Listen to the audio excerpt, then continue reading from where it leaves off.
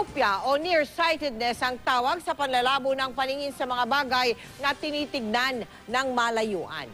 Ito po ang isang taon nang iniinda ng magkapatid na Shalom at Shara. Kilalanin po natin sila at ilang kapuso na mahandugan natin ngayong taon sa ating Kapuso 2020 Eye Project.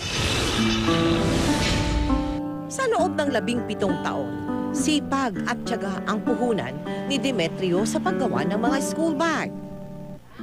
Kung dati singtalas ng karayom ang kanyang paningin, ngayon, nakadepende na siya sa kanyang salamin. Laging sa bangketa ko lang nabibili yan. Unang-una, nahihirapan ako yung pag sinulid sa karayom. Gumagamit pa siya ng magnifying glass sa kanyang paggawa.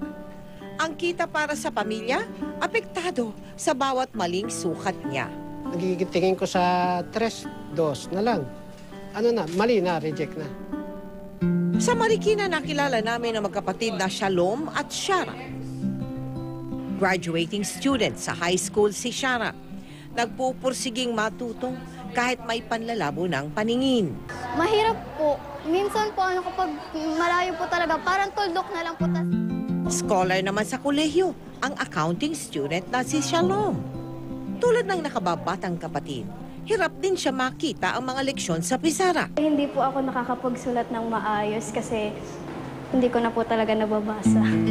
Lahat may iisang hiling, ang magkaroon ng tamang salamin.